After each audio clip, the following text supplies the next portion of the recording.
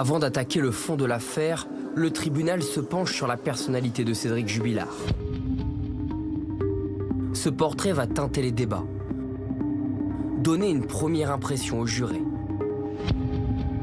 Pendant 1 an et demi, Gaël Caro-Alfort, psychologue, a dressé le profil psychologique de l'accusé.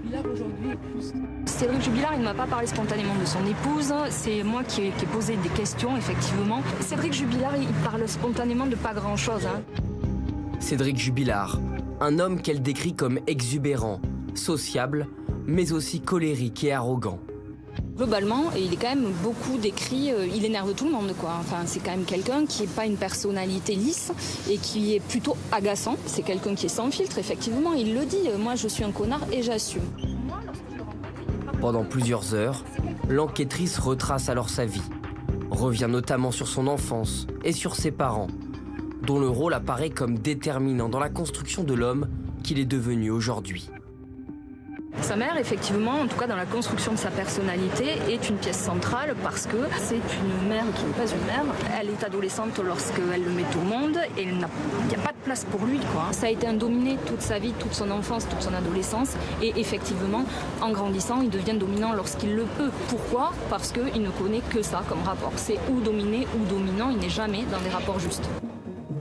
D'ailleurs, lorsque les avocats de Cédric Jubilard l'interrogent sur ses méthodes d'éducation et sur son lien avec ses enfants, l'enquêtrice répond sans détour et balaie l'adjectif autoritaire employé par l'avocate, pour préférer parler d'un père violent, humiliant parfois, avec son fils Louis, âgé de 6 ans au moment de la disparition de sa mère.